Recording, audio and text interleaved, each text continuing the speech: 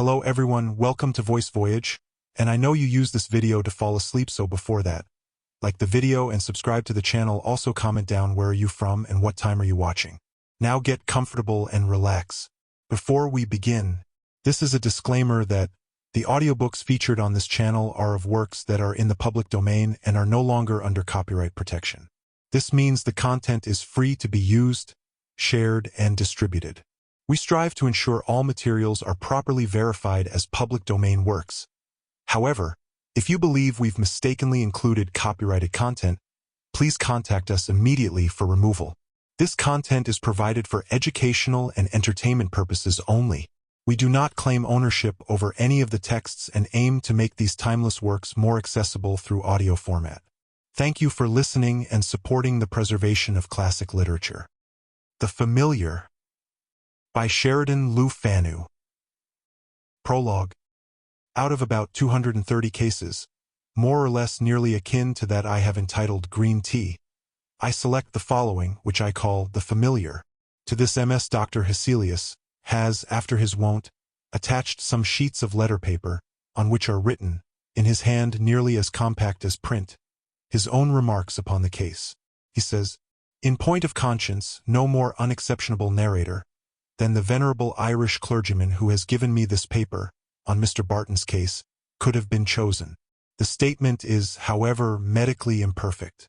The report of an intelligent physician, who had marked its progress, and attended the patient from its earlier stages to its close, would have supplied what is wanting to enable me to pronounce with confidence.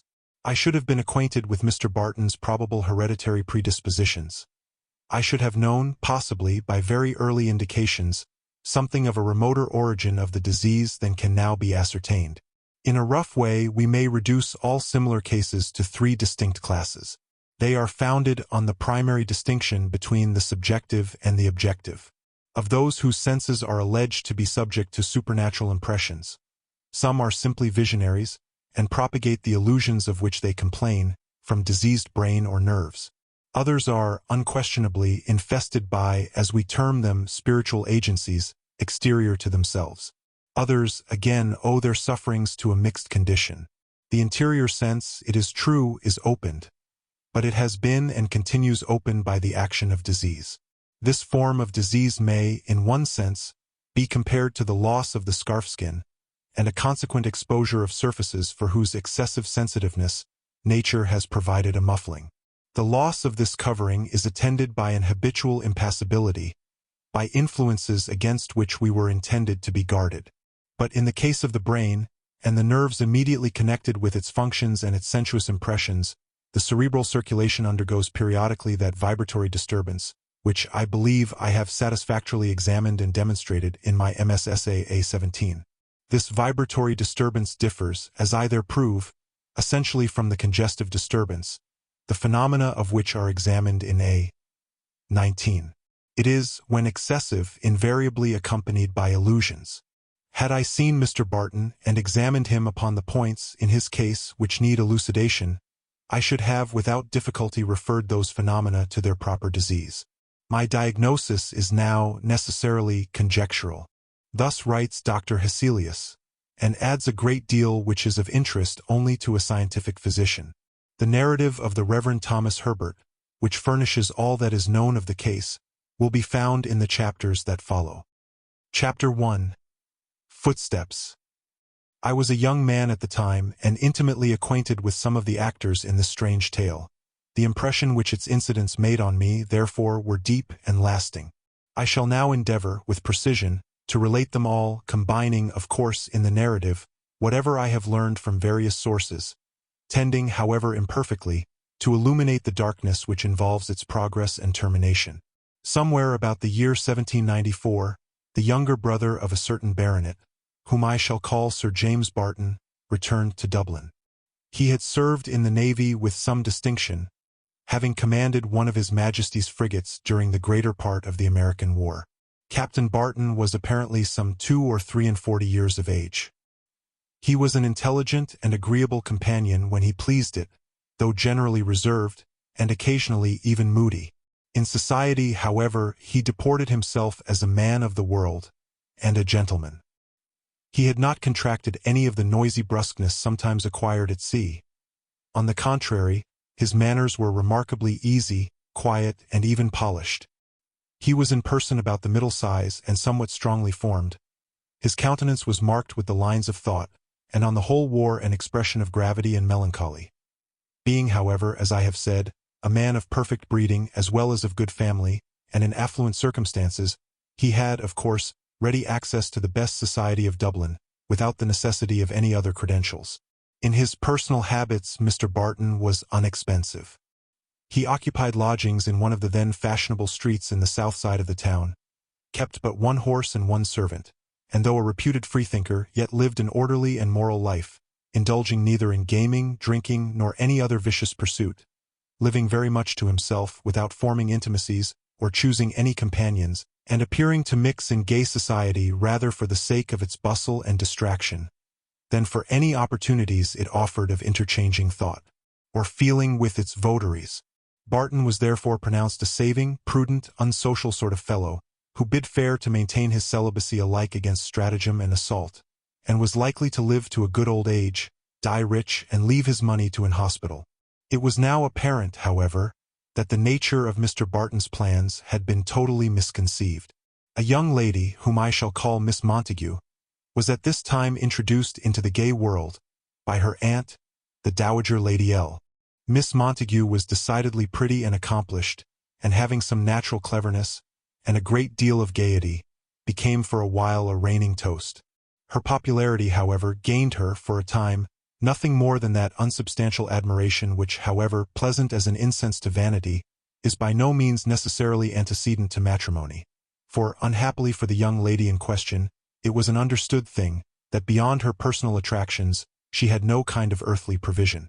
Such being the state of affairs, it will readily be believed that no little surprise was consequent upon the appearance of Captain Barton as the avowed lover of the penniless Miss Montague. His suit prospered, as might have been expected, and in a short time it was communicated by old Lady L.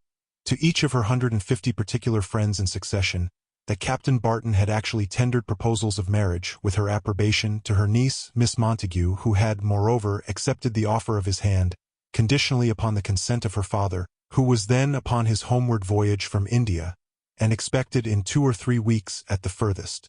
About this consent there could be no doubt. The delay, therefore, was one merely of form. They were looked upon as absolutely engaged, and Lady L., with a rigor of old-fashioned decorum with which her niece would, no doubt, gladly have dispensed, withdrew her thenceforward from all further participation in the gaieties of the town. Captain Barton was a constant visitor, as well as a frequent guest at the house, and was permitted all the privileges of intimacy which a betrothed suitor is usually accorded. Such was the relation of parties, when the mysterious circumstances which darken this narrative first begun to unfold themselves. Lady L. resided in a handsome mansion at the north side of Dublin, and Captain Barton's lodgings, as we have already said, were situated at the south. The distance intervening was considerable, and it was Captain Barton's habit generally to walk home without an attendant, as often as he passed the evening with the old lady and her fair charge. His shortest way in such nocturnal walks lay, for a considerable space, through a line of street which had as yet merely been laid out, and little more than the foundations of the houses constructed. One night, shortly after his engagement with Miss Montague had commenced, he happened to remain unusually late, in company with her and Lady L. The conversation had turned upon the evidences of revelation, which he had disputed with the callous skepticism of a confirmed infidel. What were called French principles had in those days found their way a good deal into fashionable society, especially that portion of it which professed allegiance to Whiggism, and neither the old lady nor her charge were so perfectly free from the taint as to look upon Mr. Barton's views as any serious objection to the proposed union. The discussion had degenerated into one upon the supernatural and the marvelous, in which he had pursued precisely the same line of argument and ridicule. In all this, it is but truth to state, Captain Barton was guilty of no affectation. The doctrines upon which he insisted were, in reality, but too truly the basis of his own fixed belief, if so it might be called.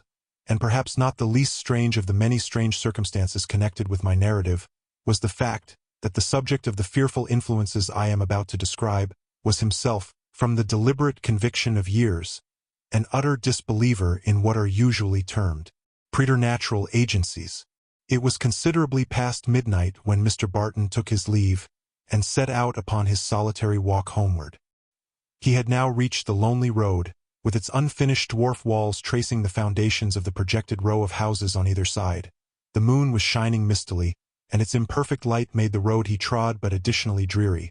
That utter silence which has in it something indefinably exciting reigned there, and made the sound of his steps, which alone broke it, unnaturally loud and distinct. He had proceeded thus some way, when he, on a sudden, heard other footfalls, pattering at a measured pace, and, as it seemed, about 20 steps behind him. The suspicion of being dogged is at all times unpleasant. It is, however, especially so in a spot so lonely, and this suspicion became so strong in the mind of Captain Barton, that he abruptly turned about to confront his pursuer. But, though there was quite sufficient moonlight to disclose any object upon the road he had traversed, no form of any kind was visible there. The steps he had heard could not have been the reverberation of his own, for he stamped his foot upon the ground, and walked briskly up and down, in the vain attempt to awaken echo, though by no means a fanciful person. Therefore he was at last fain to charge the sounds upon his imagination, and treat them as an illusion. Thus satisfying himself, he resumed his walk, and before he had proceeded a dozen paces, the mysterious footfall was again audible from behind, and this time, as if with the special design of showing that the sounds were not the responses of an echo, the steps sometimes slackened nearly to a halt, and sometimes hurried for 6 or 8 strides to a run, and again abated to a walk. Captain Barton, as before, turned suddenly round, and with the same result, no object was visible above the deserted level of the road. He walked back over the same ground, determined that, whatever might have been the cause of the sounds which had so disconcerted him, it should not escape his search. The endeavor, however, was unrewarded. In spite of all his skepticism, he felt something like a superstitious fear stealing fast upon him, and with these unwanted and uncomfortable sensations, he once more turned and pursued his way. There was no repetition of these haunting sounds, until he had reached the point where he had last stopped to retrace his steps. Here they were resumed, and with sudden starts of running, which threatened to bring the unseen pursuer up to the alarmed pedestrian. Captain Barton arrested his course as formerly. The unaccountable nature of the occurrence filled him with vague and disagreeable sensations, and yielding to the excitement that was gaining upon him, he shouted sternly, "Who goes there?" The sound of one's own voice, thus exerted in utter solitude, and followed by total silence, has in it something unpleasantly dismaying, and he felt a degree of nervousness which, perhaps, from no cause had he ever known before. To the very end of this solitary street the steps pursued him, and it required a strong effort of stubborn pride on his part to resist the impulse that prompted him every moment to run for safety at the top of his speed. It was not until he had reached his lodging, and sate by his own fireside, that he felt sufficiently reassured to rearrange and reconsider in his own mind the occurrences which had so discomposed him. So little a matter, after all, is sufficient to upset the pride of skepticism and vindicate the old simple laws of nature within us. Chapter 2. The Watcher.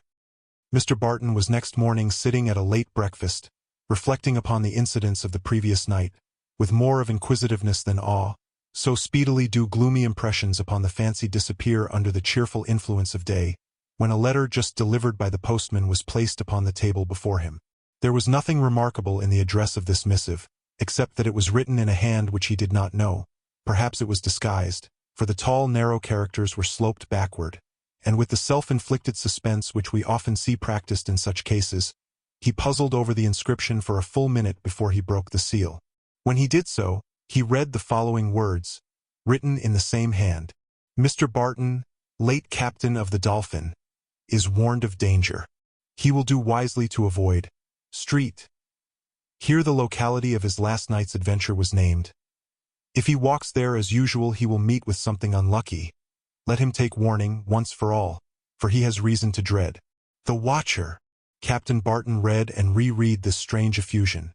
In every light and in every direction he turned it over and over. He examined the paper on which it was written, and scrutinized the handwriting once more. Defeated here, he turned to the seal. It was nothing but a patch of wax, upon which the accidental impression of a thumb was imperfectly visible. There was not the slightest mark or clue of any kind to lead him to even a guess as to its possible origin. The writer's object seemed a friendly one, and yet he subscribed himself as one whom he had reason to dread. Altogether the letter, its author, and its real purpose were to him an inexplicable puzzle, and one, moreover, unpleasantly suggestive, in his mind, of other associations connected with his last night's adventure. In obedience to some feeling, perhaps of pride, Mr. Barton did not communicate, even to his intended bride, the occurrences which I have just detailed. Trifling as they might appear, they had in reality most disagreeably affected his imagination, and he cared not to disclose, even to the young lady in question, what she might possibly look upon as evidences of weakness. The letter might very well be but a hoax, and the mysterious footfall but a delusion or a trick. But although he affected to treat the whole affair as unworthy of a thought, it yet haunted him pertinaciously, tormenting him with perplexing doubts, and depressing him with undefined apprehensions. Certain it is, that for a considerable time afterwards, he carefully avoided the street indicated in the letter as the scene of danger. It was not until about a week after the receipt of the letter which I have transcribed, that anything further occurred to remind Captain Barton of its contents, or to counteract the gradual disappearance from his mind of the disagreeable impressions then received. He was returning one night, after the interval I have stated, from the theatre, which was then situated in Crow Street, and having there seen Miss Montague and Lady L. into their carriage, he loitered for some time with 2 or 3 acquaintances. With these, however, he parted close to the college, and pursued his way alone. It was now fully 1 o'clock, and the streets were quite deserted.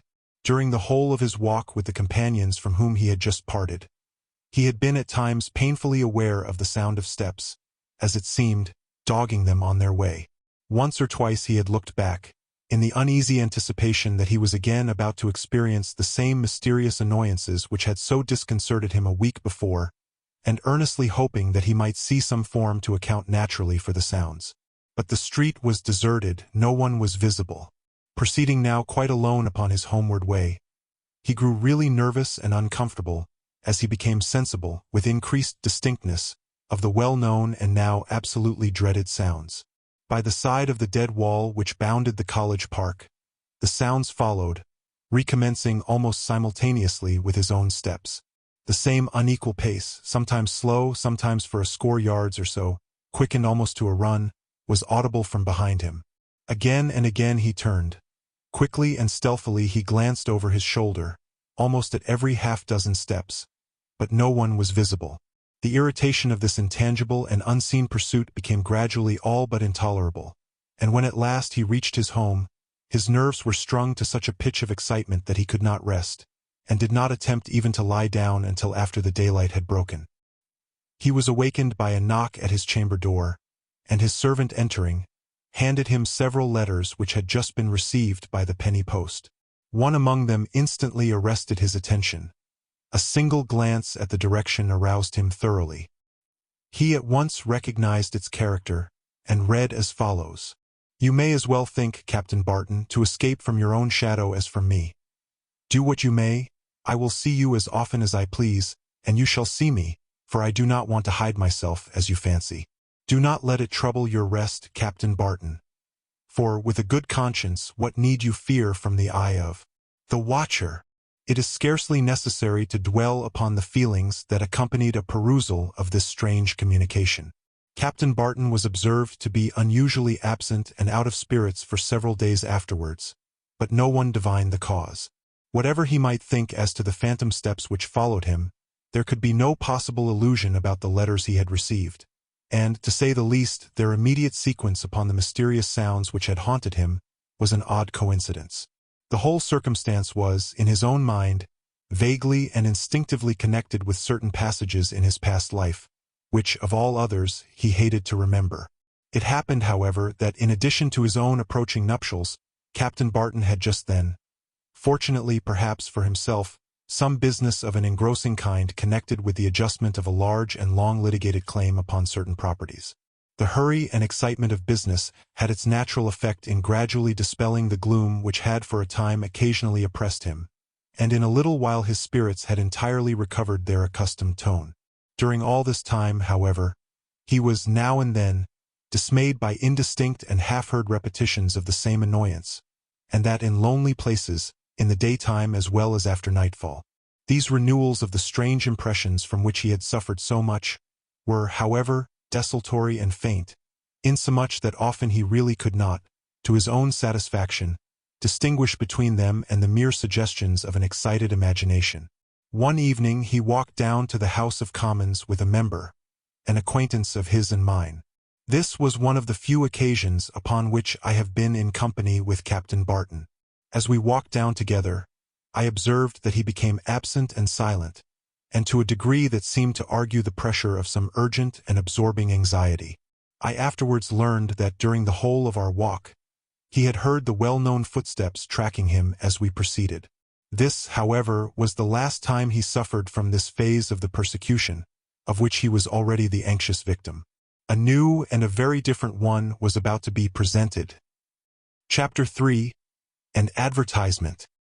Of the new series of impressions which were afterwards gradually to work out his destiny, I that evening witnessed the first, and but for its relation to the train of events which followed, the incident would scarcely have been now remembered by me.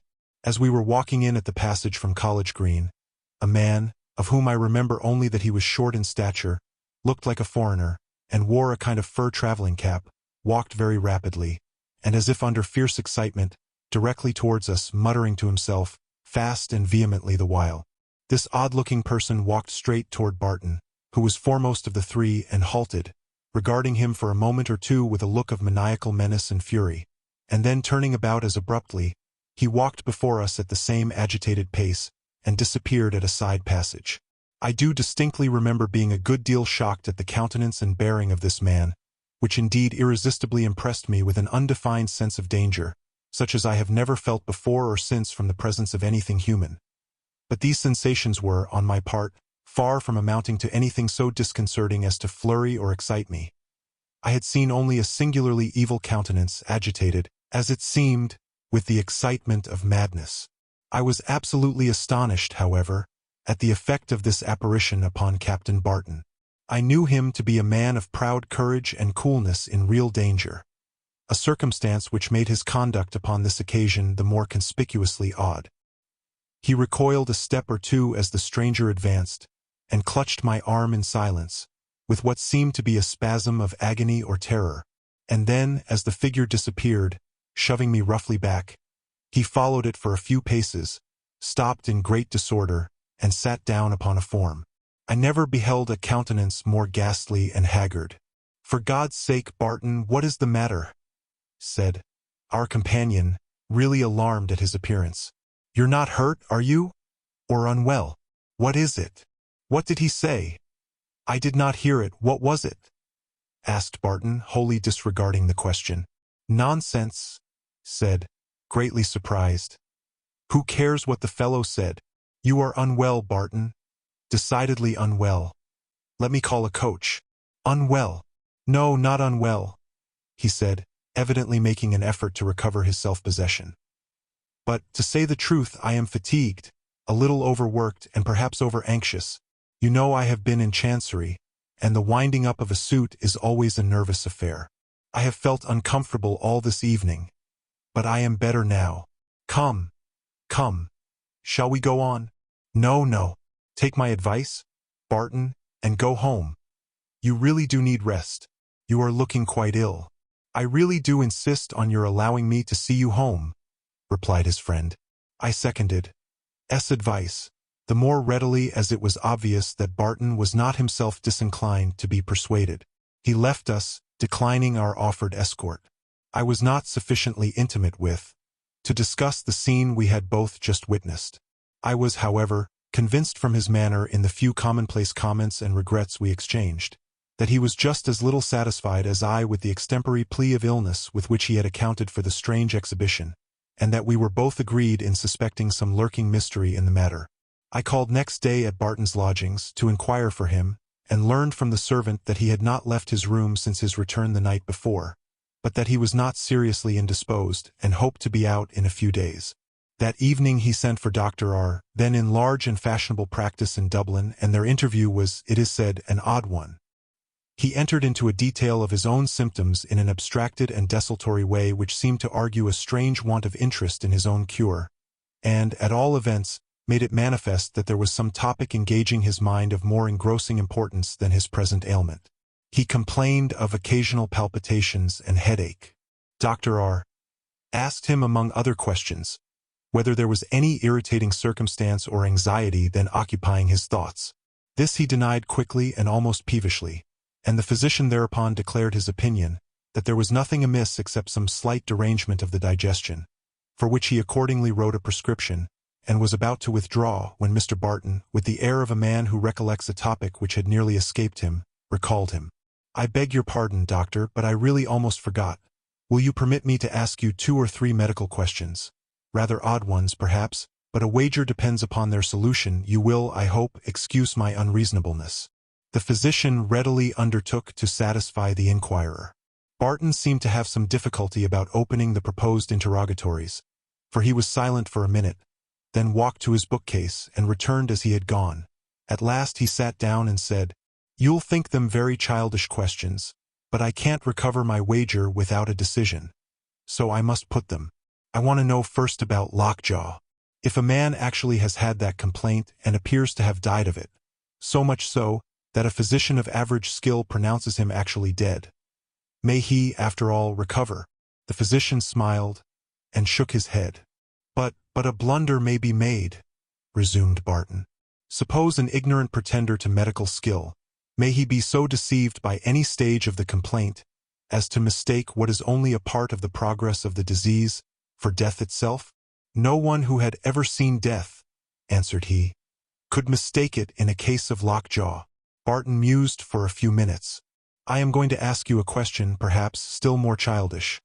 But first tell me, are the regulations of foreign hospitals, such as that of, let us say, Naples, very lax and bungling? May not all kinds of blunders and slips occur in their entries of names, and so forth?"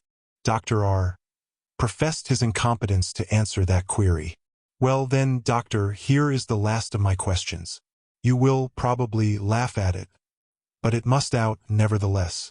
Is there any disease in all the range of human maladies which would have the effect of perceptibly contracting the stature and the whole frame, causing the man to shrink in all his proportions, and yet to preserve his exact resemblance to himself in every particular, with the one exception, his height and bulk? Any disease, mark, no matter how rare, how little believed in generally, which could possibly result in producing such an effect?" The physician replied with a smile and a very decided negative. "Tell me, then," said Barton, abruptly, "if a man be in reasonable fear of assault from a lunatic who is at large, can he not procure a warrant for his arrest and detention?" "Really, that is more a lawyer's question than one in my way," replied Dr. R. "But I believe, on applying to a magistrate, such a course would be directed." The physician then took his leave, but, just as he reached the hall door, remembered that he had left his cane upstairs and returned. His reappearance was awkward, for a piece of paper, which he recognized as his own prescription, was slowly burning upon the fire, and Barton sitting close by with an expression of settled gloom and dismay. Dr. R. had too much tact to observe what presented itself, but he had seen quite enough to assure him that the mind, and not the body, of Captain Barton was in reality the seat of suffering. A few days afterwards, the following advertisement appeared in the Dublin newspapers. "If Sylvester Yelland, formerly a foremast man on board His Majesty's frigate Dolphin, or his nearest of kin, will apply to Mr. Hubert Smith, attorney, at his office, Dame Street, he or they may hear of something greatly to his or their advantage. Admission may be had at any hour up to 12 o'clock at night, should parties desire to avoid observation, and the strictest secrecy as to all communications intended to be confidential shall be honorably observed." The Dolphin, as I have mentioned, was the vessel which Captain Barton had commanded, and this circumstance, connected with the extraordinary exertions made by the circulation of handbills and sea, as well as by repeated advertisements, to secure for this strange notice the utmost possible publicity, suggested to Dr. R. the idea that Captain Barton's extreme uneasiness was somehow connected with the individual to whom the advertisement was addressed, and he himself the author of it. This, however, it is needless to add, was no more than a conjecture. No information whatsoever as to the real purpose of the advertisement was divulged by the agent, nor yet any hint as to who his employer might be. Chapter 4. He talks with a clergyman. Mr. Barton, although he had latterly begun to earn for himself the character of an hypochondriac, was yet very far from deserving it. Though by no means lively, he had yet naturally what are termed even spirits, and was not subject to undue depressions. He soon, therefore, began to return to his former habits, and one of the earliest symptoms of this healthier tone of spirits was his appearing at a grand dinner of the Freemasons, of which worthy fraternity he was himself a brother. Barton, who had been at first gloomy and abstracted, drank much more freely than was his wont, possibly with the purpose of dispelling his own secret anxieties, and under the influence of good wine and pleasant company, became gradually, unlike himself, talkative and even noisy. It was under this unwonted excitement that he left his company at about 10:30, and, as conviviality is a strong incentive to gallantry, it occurred to him to proceed forthwith to Lady L.'s and pass the remainder of the evening with her and his destined bride. Accordingly, he was soon at street and chatting gaily with the ladies. It is not to be supposed that Captain Barton had exceeded the limits which propriety prescribes to good fellowship.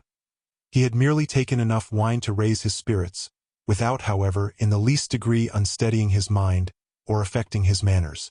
With this undue elevation of spirits had supervened an entire oblivion or contempt of those undefined apprehensions which had for so long weighed upon his mind, and to a certain extent estranged him from society. But as the night wore away, and his artificial gaiety began to flag, these painful feelings gradually intruded themselves again, and he grew abstracted and anxious as heretofore. He took his leave at length, with an unpleasant foreboding of some coming mischief, and with a mind haunted with 1,000 mysterious apprehensions, such as, even while he acutely felt their pressure, he, nevertheless, inwardly strove or affected to contemn.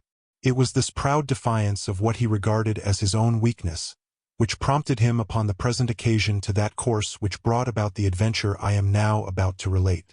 Mr. Barton might have easily called a coach, but he was conscious that his strong inclination to do so proceeded from no cause other than what he desperately persisted in representing to himself to be his own superstitious tremors.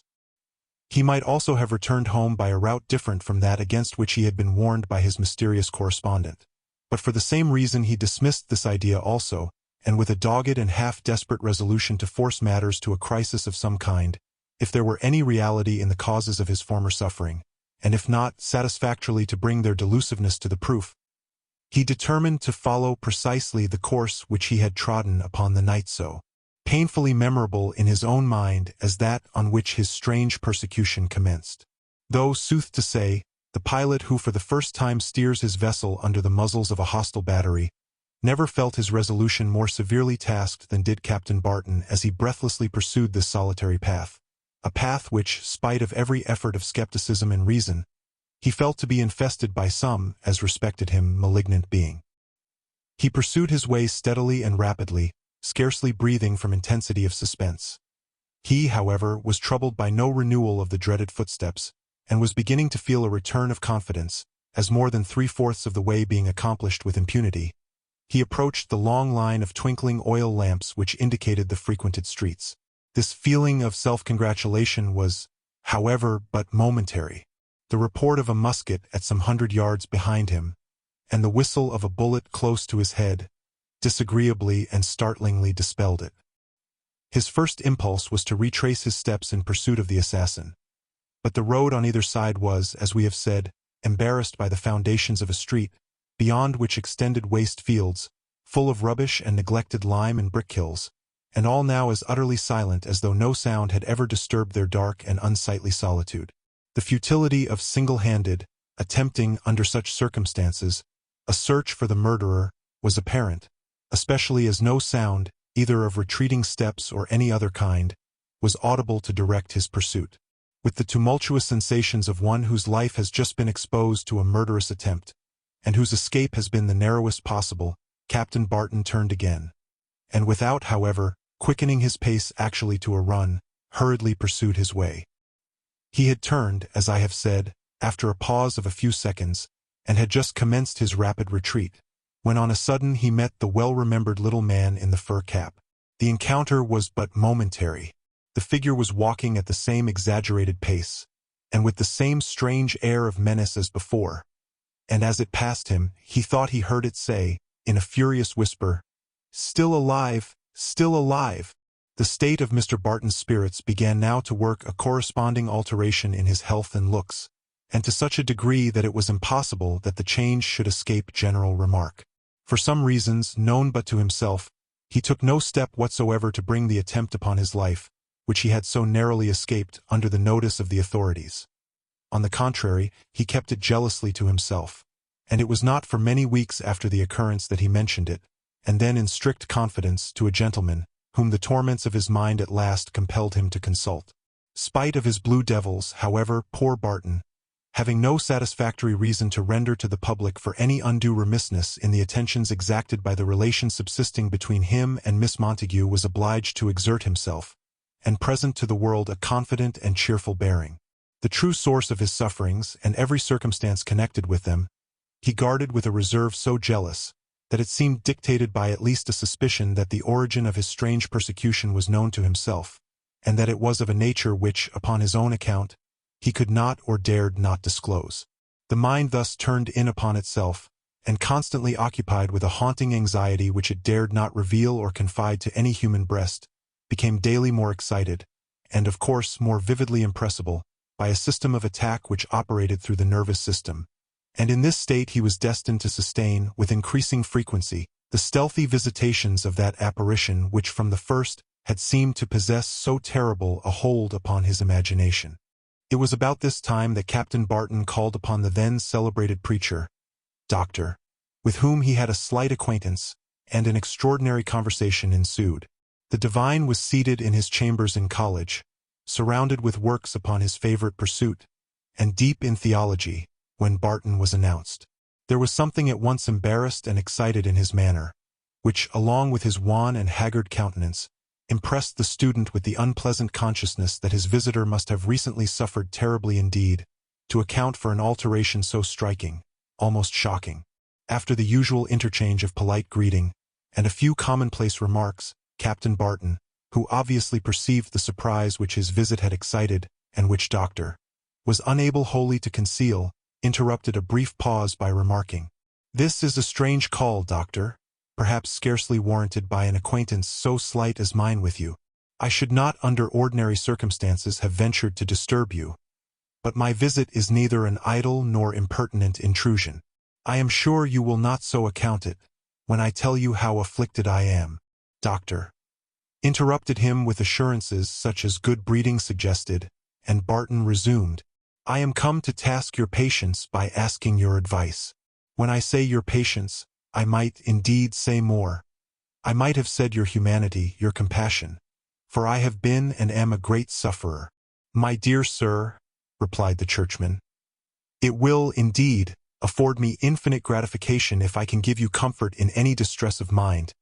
But, I know what you would say," resumed Barton quickly. "I am an unbeliever and, therefore, incapable of deriving help from religion, but don't take that for granted. At least you must not assume that, however unsettled my convictions may be, I do not feel a very deep interest in the subject. Circumstances have lately forced it upon my attention, in such a way as to compel me to review the whole question in a more candid and teachable spirit, I believe, than I ever studied it in before. Your difficulties, I take it for granted, refer to the evidences of revelation," suggested the clergyman. "Why, no, not altogether. In fact, I am ashamed to say I have not considered even my objections sufficiently to state them connectedly. But there is one subject on which I feel a peculiar interest." He paused again, and Doctor pressed him to proceed.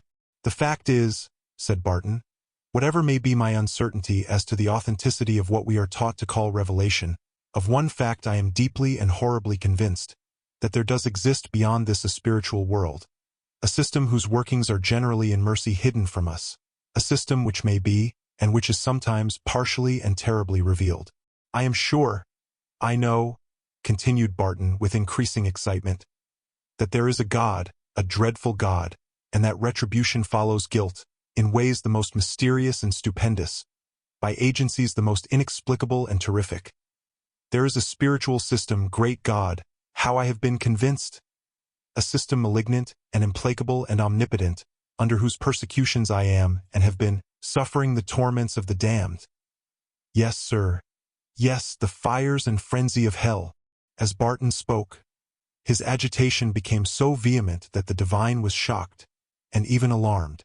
The wild and excited rapidity with which he spoke, and above all the indefinable horror that stamped his features, afforded a contrast to his ordinary cool and unimpassioned self-possession striking and painful in the last degree. Chapter 5. Mr. Barton states his case. "My dear sir," said Doctor, after a brief pause, "I fear you have been very unhappy indeed. But I venture to predict that the depression under which you labor will be found to originate in purely physical causes, and that with a change of air, and the aid of a few tonics, your spirits will return, and the tone of your mind be once more cheerful and tranquil as heretofore. There was, after all, more truth than we are quite willing to admit in the classic theories which assign the undue predominance of any one affection of the mind, to the undue action or torpidity of one or other of our bodily organs. Believe me, that a little attention to diet, exercise, and the other essentials of health under competent direction will make you as much yourself as you can wish." "Doctor," said Barton with something like a shudder, "I cannot delude myself with such a hope. I have no hope to cling to but one, and that is, that by some other spiritual agency more potent than that which tortures me, it may be combated and I delivered. If this may not be, I am lost, now and forever lost." "But, Mr. Barton, you must remember," urged his companion, "that others have suffered as you have done and—" "No, no, no," interrupted he with irritability. "No, sir, I am not a credulous, far from a superstitious man. I have been, perhaps, too much the reverse, too skeptical, too slow of belief. But unless I were one whom no amount of evidence could convince, unless I were to contemn the repeated, the perpetual evidence of my own senses, I am now at last constrained to believe. I have no escape from the conviction, the overwhelming certainty, that I am haunted and dogged, go where I may, by a demon." There was a preternatural energy of horror in Barton's face, as, with its damp and death-like lineaments turned towards his companion, he thus delivered himself. "God help you, my poor friend," said Doctor, much shocked. "God help you. For indeed you are a sufferer, however your sufferings may have been caused." God help me," echoed Barton sternly. "But will he help me? Will he help me?" "Pray to him.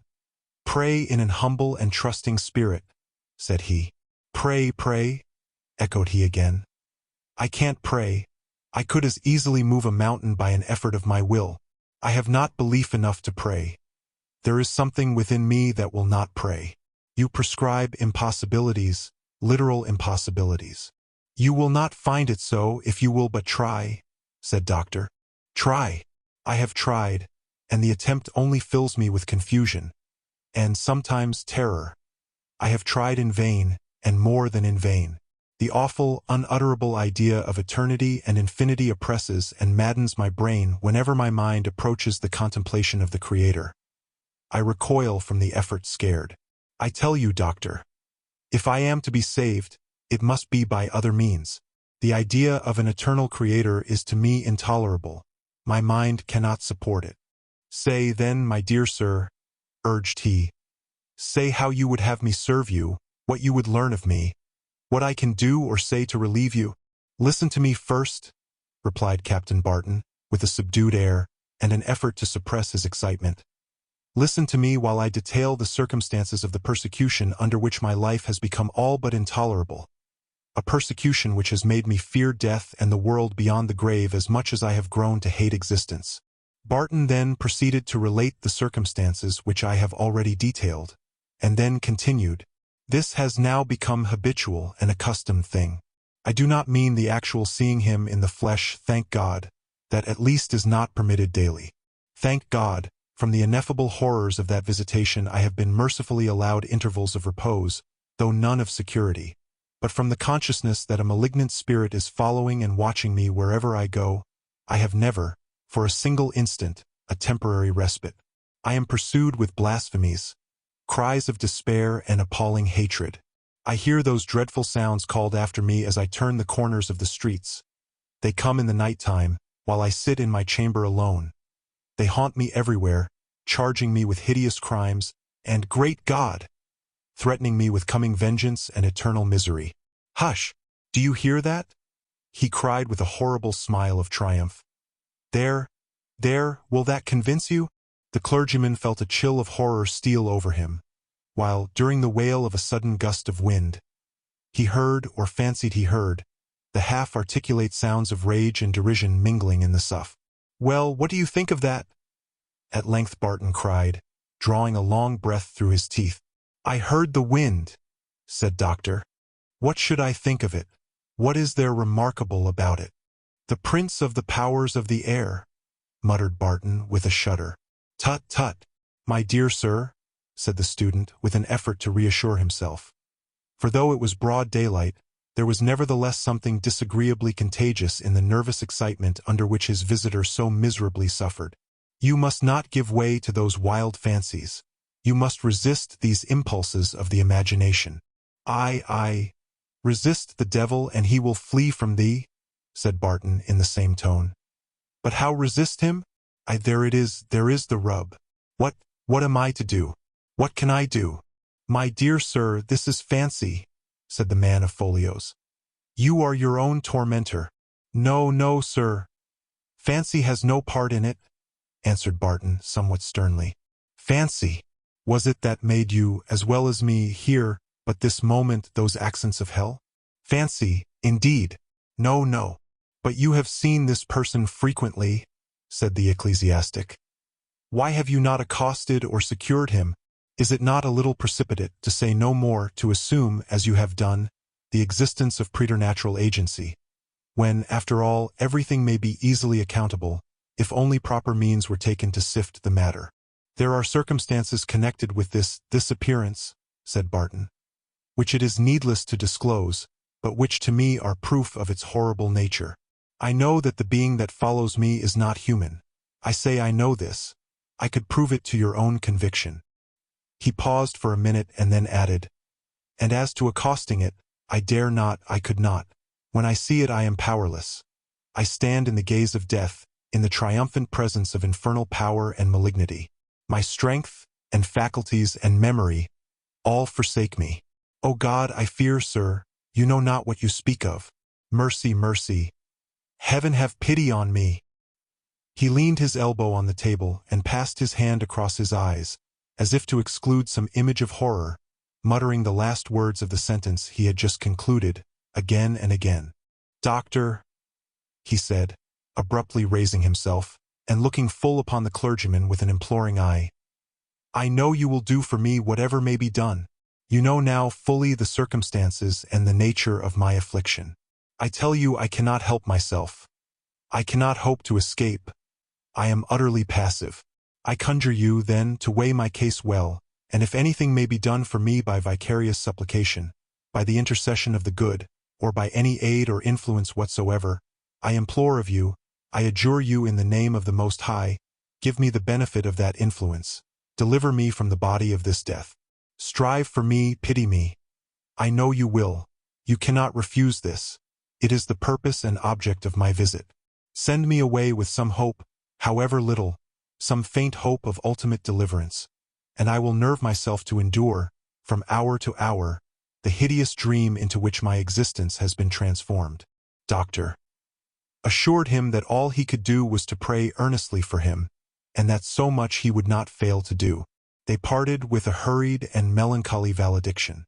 Barton hastened to the carriage that awaited him at the door, drew down the blinds and drove away while Doctor returned to his chamber to ruminate at leisure upon the strange interview which had just interrupted his studies. Chapter 6. Seen Again. It was not to be expected that Captain Barton's changed and eccentric habits should long escape remark and discussion. Various were the theories suggested to account for it. Some attributed the alteration to the pressure of secret pecuniary embarrassments, others to a repugnance to fulfill an engagement into which he was presumed to have too precipitately entered, and others, again, to the supposed incipiency of mental disease, which latter, indeed, was the most plausible as well as the most generally received of the hypotheses circulated in the gossip of the day. From the very commencement of this change, at first so gradual in its advances, Miss Montague had of course been aware of it. The intimacy involved in their peculiar relation, as well as the near interest which it inspired afforded, in her case, alike opportunity and motive for the successful exercise of that keen and penetrating observation peculiar to her sex. His visits became, at length, so interrupted, and his manner, while they lasted, so abstracted, strange, and agitated, that Lady L., after hinting her anxiety and her suspicions more than once, at length distinctly stated her anxiety, and pressed for an explanation. The explanation was given, and although its nature at first relieved the worst solicitudes of the old lady and her niece, yet the circumstances which attended it, and the really dreadful consequences which it obviously indicated, as regarded the spirits, and indeed the reason of the now wretched man, who made the strange declaration, were enough, upon little reflection, to fill their minds with perturbation and alarm. General Montague, the young lady's father, at length arrived. He had himself slightly known Barton, some 10 or 12 years previously, and being aware of his fortune and connections, was disposed to regard him as an unexceptionable and indeed a most desirable match for his daughter. He laughed at the story of Barton's supernatural visitations, and lost no time in calling upon his intended son-in-law. "My dear Barton," he continued gaily after a little conversation, "my sister tells me that you are a victim to blue devils in quite a new and original shape." Barton changed countenance and sighed profoundly. "Come, come, I protest this will never do," continued the general. "You are more like a man on his way to the gallows than to the altar. These devils have made quite a saint of you." Barton made an effort to change the conversation. "No, no, it won't do," said his visitor, laughing. "I am resolved to say what I have to say upon this magnificent mock mystery of yours. You must not be angry, but really it is too bad to see you at your time of life, absolutely frightened into good behavior, like a naughty child by a bugaboo, and as far as I can learn, a very contemptible one.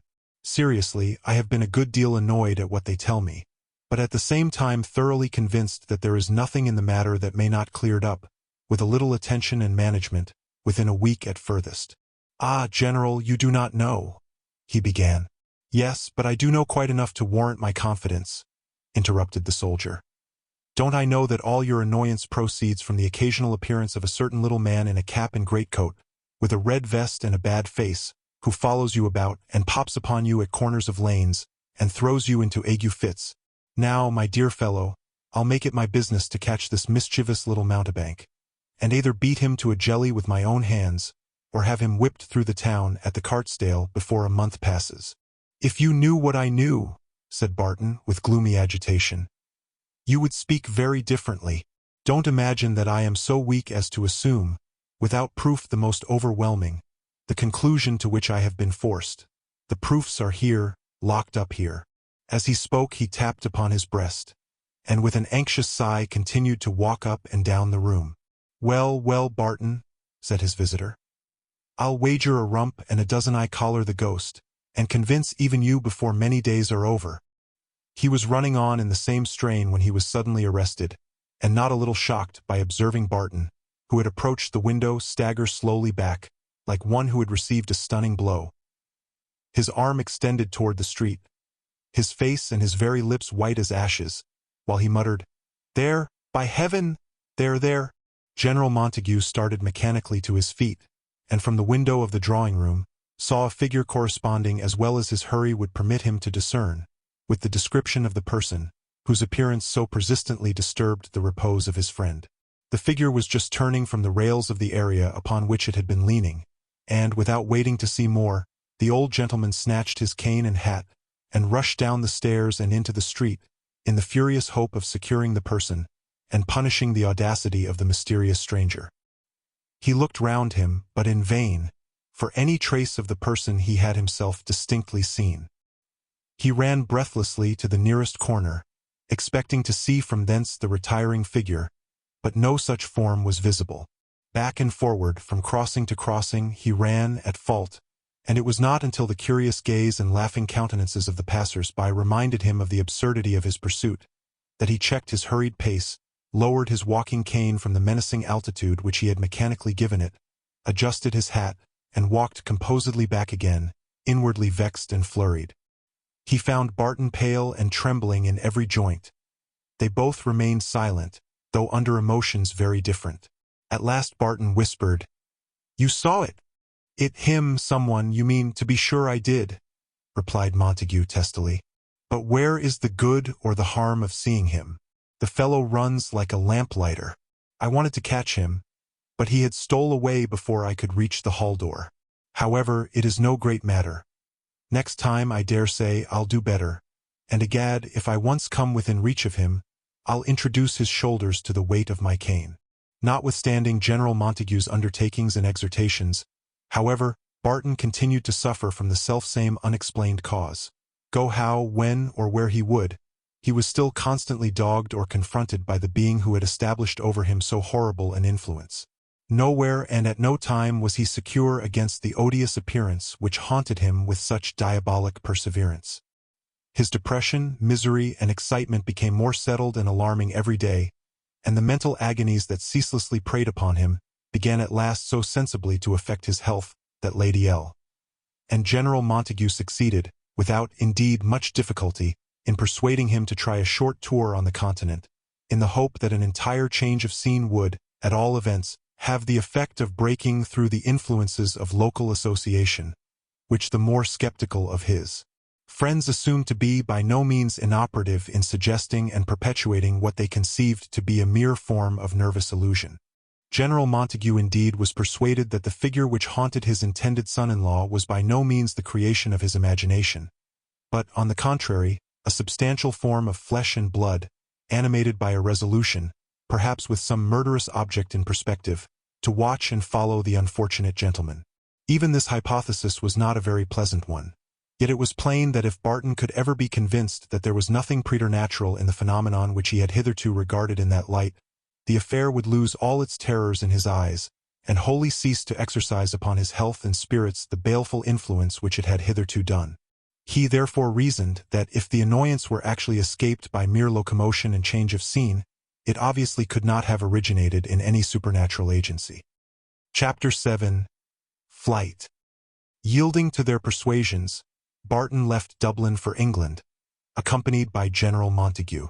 They posted rapidly to London, and thence to Dover, whence they took the packet with a fair wind for Calais. The General's confidence in the result of the expedition on Barton's spirits had risen day by day, since their departure from the shores of Ireland, for to the inexpressible relief and delight of the latter, he had not since then, so much as even once fancied a repetition of those impressions which had, when at home, drawn him gradually down to the very depths of despair. This exemption from what he had begun to regard as the inevitable condition of his existence, and the sense of security which began to pervade his mind, were inexpressibly delightful, and in the exultation of what he considered his deliverance, he indulged in 1,000 happy anticipations for a future into which so lately he had hardly dared to look, and in short, both he and his companion secretly congratulated themselves upon the termination of that persecution which had been to its immediate victim a source of such unspeakable agony. It was a beautiful day, and a crowd of idlers stood upon the jetty to receive the packet and enjoy the bustle of the new arrivals. Montague walked a few paces in advance of his friend, and as he made his way through the crowd, a little man touched his arm and said to him in a broad provincial patois, "Monsieur is walking too fast. He will lose his sick comrade in the throng, for, by my faith, the poor gentleman seems to be fainting." Montague turned quickly, and observed that Barton did indeed look deadly pale. He hastened to his side. "My dear fellow, are you ill?" he asked anxiously. The question was unheeded and twice repeated, ere Barton stammered, I saw him, him, the wretch, who, where now? Where is he?" cried Montague, looking around him. "I saw him, but he is gone," repeated Barton faintly. "But where? For God's sake speak," urged Montague vehemently. "It is but this moment here," said he. "But what did he look like? What had he on? What did he wear? Quick, quick," urged his excited companion, ready to dart among the crowd and collar the delinquent on the spot. "He touched your arm, he spoke to you, he pointed to me. God be merciful to me, there is no escape," said Barton, in the low, subdued tones of despair. Montague had already bustled away in all the flurry of mingled hope and rage, But though the singular personnel of the stranger who had accosted him was vividly impressed upon his recollection, he failed to discover among the crowd even the slightest resemblance to him. After a fruitless search in which he enlisted the services of several of the bystanders, who aided all the more zealously, as they believed he had been robbed, he at length, out of breath and baffled, gave over the attempt. "Ah, my friend, it won't do," said Barton, with the faint voice and bewildered, ghastly look of one who had been stunned by some mortal shock. "There is no use in contending.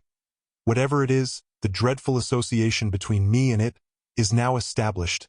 I shall never escape, never." "Nonsense, nonsense, my dear Barton. Don't talk so," said Montague with something at once of irritation and dismay. "You must not, I say. We'll jockey the scoundrel yet. Never mind, I say, never mind." It was, however, but labor lost to endeavor henceforward to inspire Barton with one ray of hope. He became desponding. This intangible and, as it seemed, utterly inadequate influence was fast destroying his energies of intellect, character, and health. His first object was now to return to Ireland, there, as he believed, and now almost hoped, speedily to die. To Ireland accordingly he came, and one of the first faces he saw upon the shore was again that of his implacable and dreaded attendant. Barton seemed at last to have lost not only all enjoyment and every hope in existence, but all independence of will besides. He now submitted himself passively to the management of the friends most nearly interested in his welfare.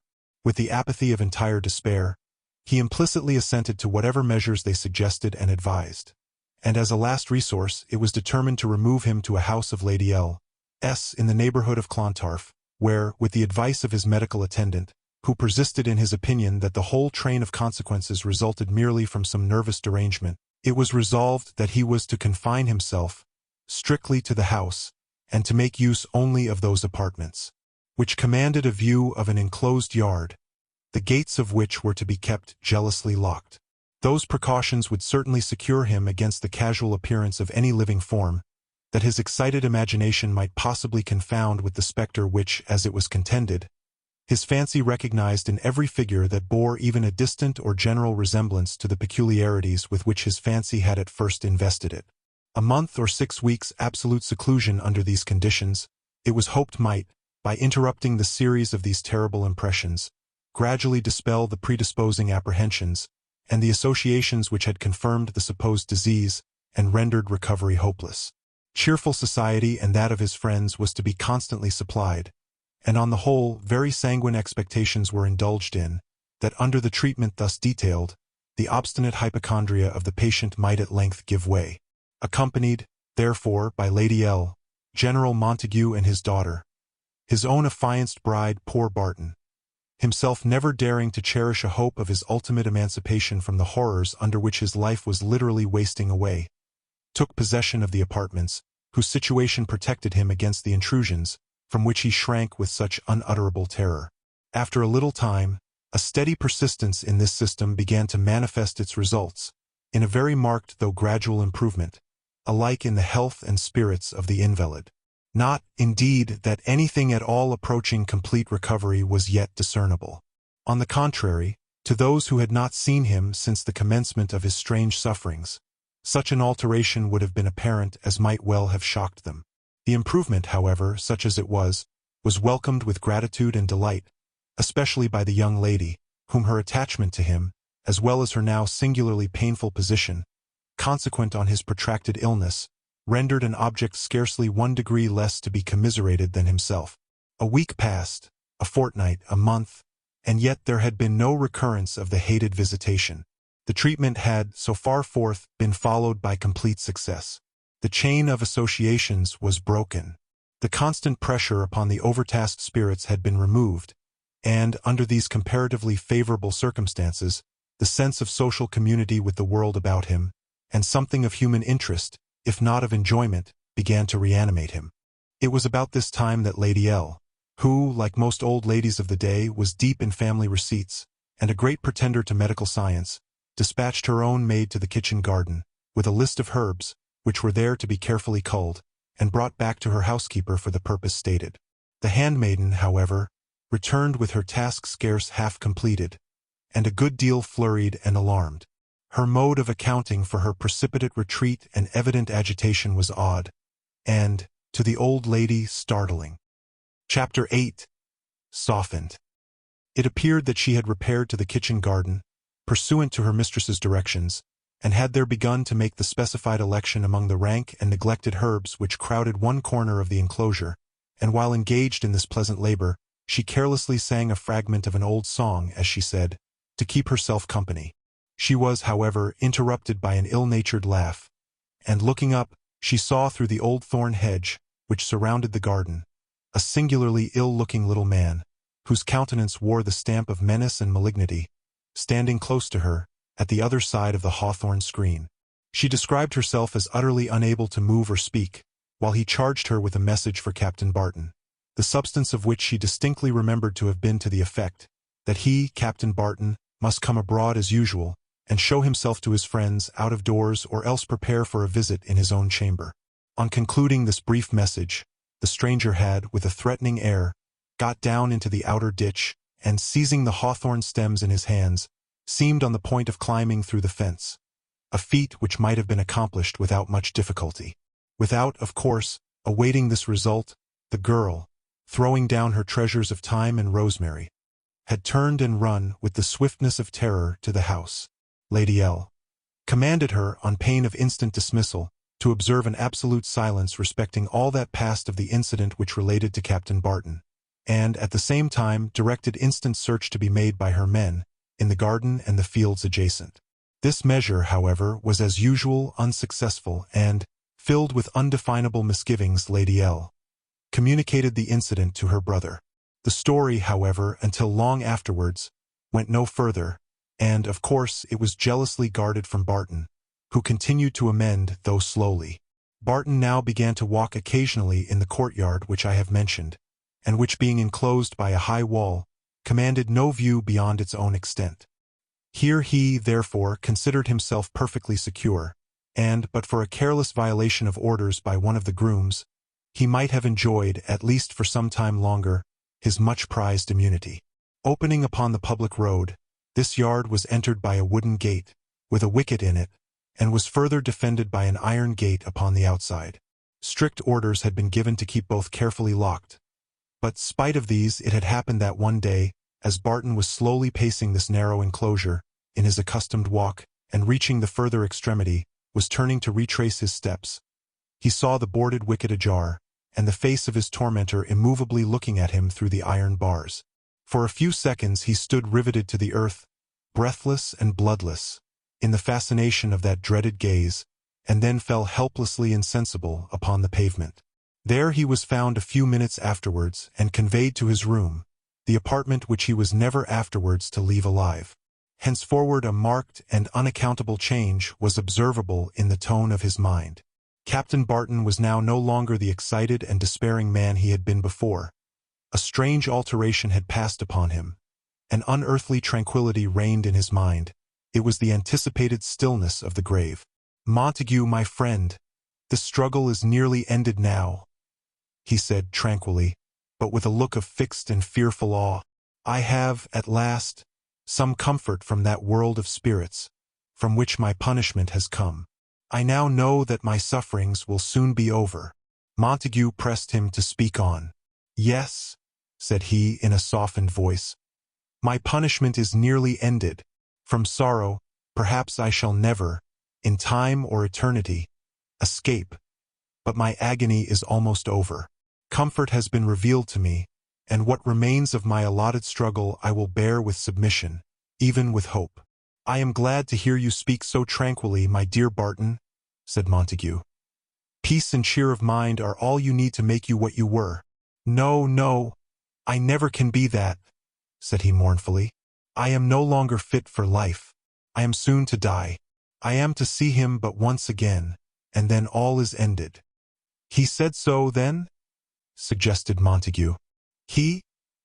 No, no, good tidings could scarcely come through him, and these were good and welcome, and they came so solemnly and sweetly, with unutterable love and melancholy, such as I could not, without saying more than is needful or fitting, of other long past scenes and persons, fully explain to you. As Barton said this, he shed tears. Come, come, said Montague, mistaking the source of his emotions. You must not give way. What is it, after all, but a pack of dreams and nonsense?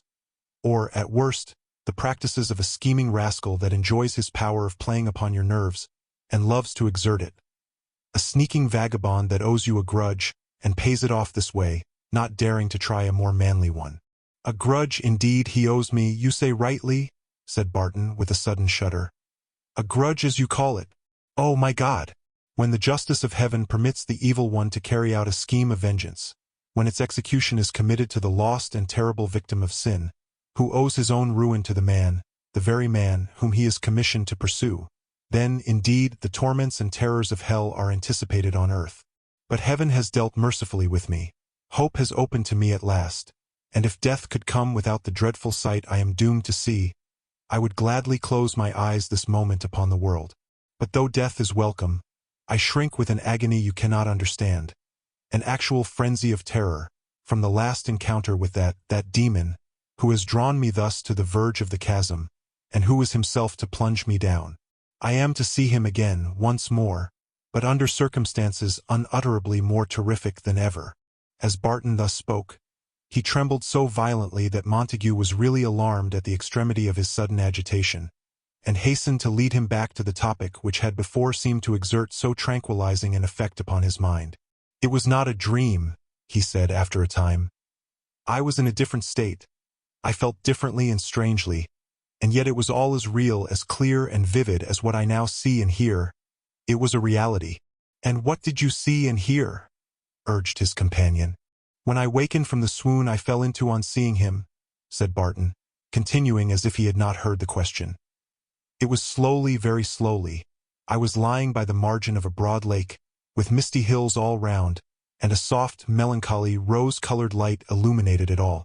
It was unusually sad and lonely, and yet more beautiful than any earthly scene.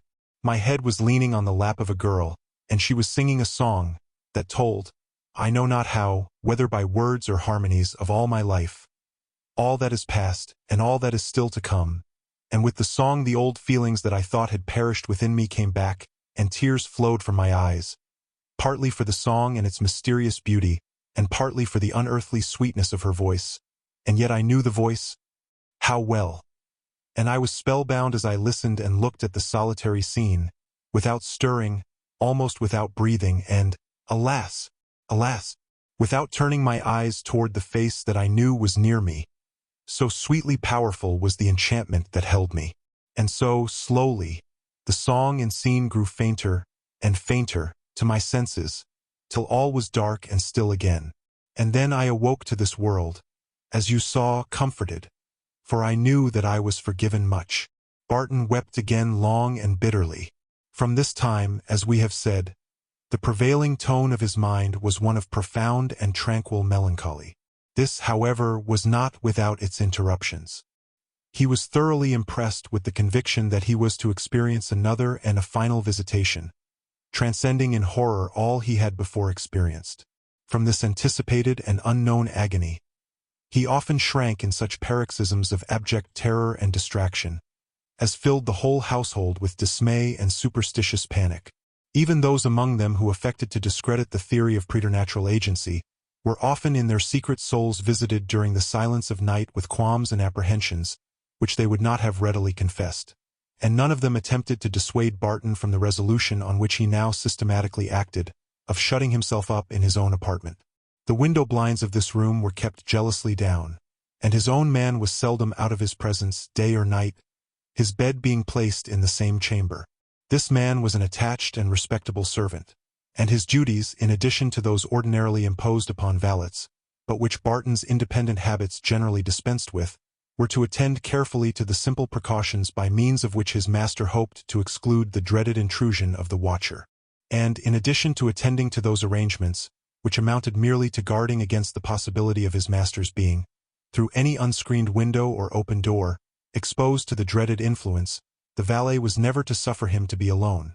Total solitude, even for a minute, had become to him now almost as intolerable as the idea of going abroad into the public ways. It was an instinctive anticipation of what was coming. Chapter 9. Requiescat. It is needless to say that under these circumstances, no steps were taken toward the fulfillment of that engagement into which he had entered. There was quite disparity enough in point of years, and indeed of habits, between the young lady and Captain Barton, to have precluded anything like very vehement or romantic attachment on her part. Though grieved and anxious, therefore, she was very far from being heartbroken. Miss Montague, however, devoted much of her time to the patient but fruitless attempt to cheer the unhappy invalid. She read for him and conversed with him, but it was apparent that whatever exertions he made, the endeavor to escape from the one ever-waking fear that preyed upon him was utterly and miserably unavailing. Young ladies are much given to the cultivation of pets, and among those who shared the favor of Miss Montague was a fine old owl, which the gardener, who caught him napping among the ivy of a ruined stable, had dutifully presented to that young lady. The caprice which regulates such preferences was manifested in the extravagant favor with which this grim and ill-favored bird was at once distinguished by his mistress.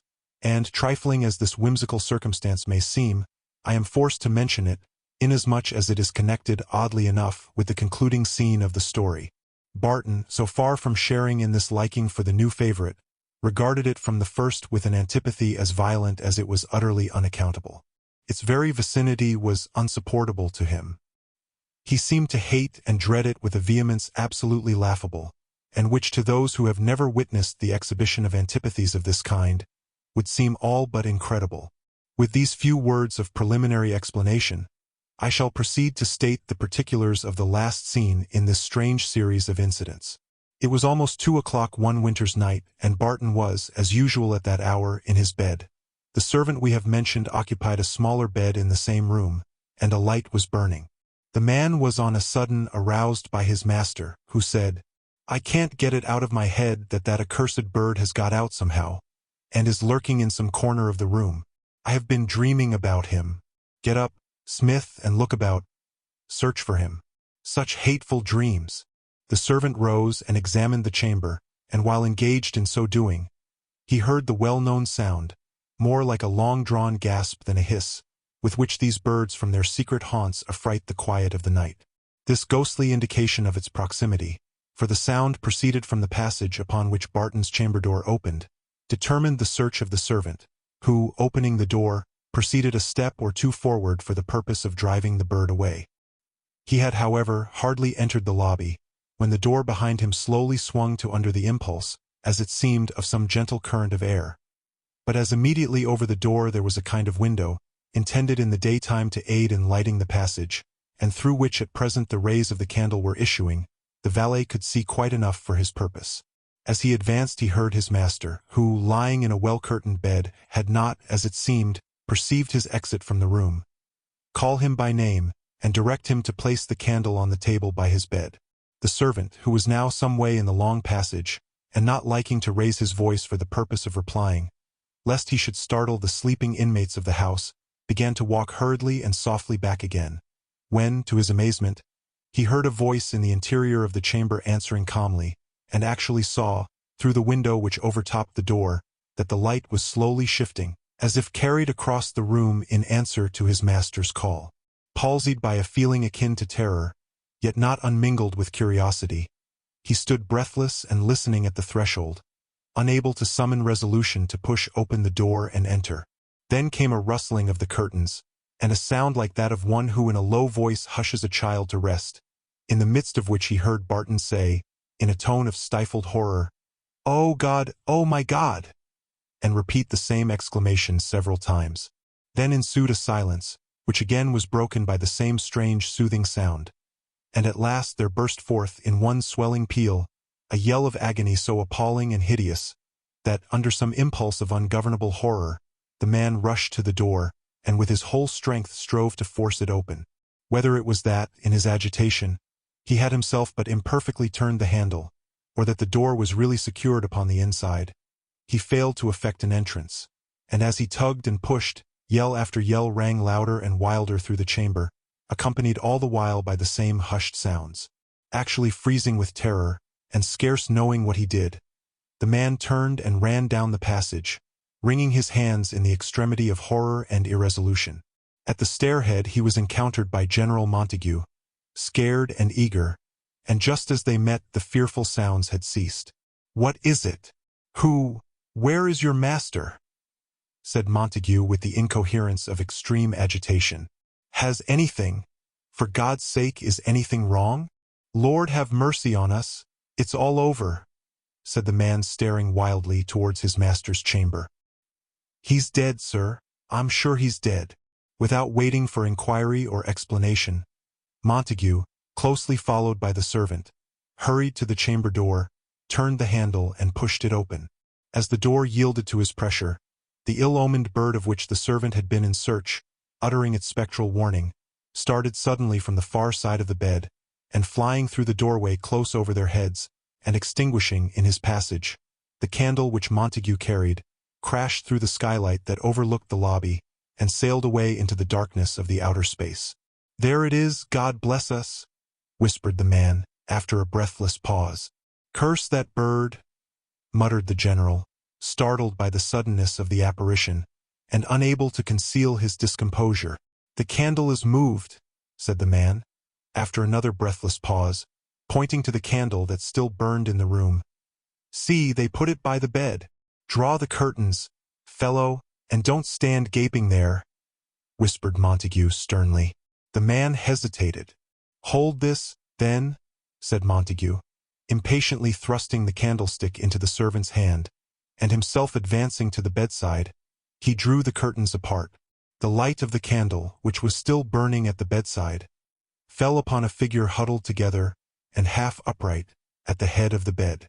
It seemed as though it had slunk back as far as the solid paneling would allow, and the hands were still clutched in the bedclothes. "Barton, Barton, Barton!" cried the general, with a strange mixture of awe and vehemence. He took the candle, and held it so that it shone full upon the face. The features were fixed, stern and white. The jaw was fallen, and the sightless eyes, still open, gazed vacantly forward toward the front of the bed. "God Almighty! He's dead," muttered the general as he looked upon this fearful spectacle. They both continued to gaze upon it in silence for a minute or more. "And cold, too," whispered Montague, withdrawing his hand from that of the dead man. "And see, may I never have life, sir?" added the man after another pause with a shudder. "But there was something else on the bed with him. Look there. See that, sir." As the man thus spoke, he pointed to a deep indenture, as if caused by a heavy pressure, near the foot of the bed. Montague was silent. "Come, sir, come away, for God's sake," whispered the man, drawing close up to him, and holding fast by his arm, while he glanced fearfully round. "What good can be done here now? Come away, for God's sake." At this moment they heard the steps of more than one approaching, and Montague, hastily desiring the servant to arrest their progress, endeavored to loose the rigid gripe with which the fingers of the dead man were clutched in the bedclothes, and drew, as well as he was able, the awful figure into a reclining posture. Then closing the curtains carefully upon it, he hastened himself to meet those persons that were approaching. It is needless to follow the personages so slightly connected with this narrative into the events of their afterlife. It is enough to say that no clue to the solution of these mysterious occurrences was ever after discovered, and so long an interval having now passed since the event which I have just described concluded this strange history, it is scarcely to be expected that time can throw any new lights upon its dark and inexplicable outline, until the secrets of the earth shall be no longer hidden. Therefore, these transactions must remain shrouded in their original obscurity. The only occurrence in Captain Barton's former life to which reference was ever made, as having any possible connection with the sufferings with which his existence closed, and which he himself seemed to regard as working out a retribution for some grievous sin of his past life, was a circumstance which not for several years after his death was brought to light. The nature of this disclosure was painful to his relatives, and discreditable to his memory.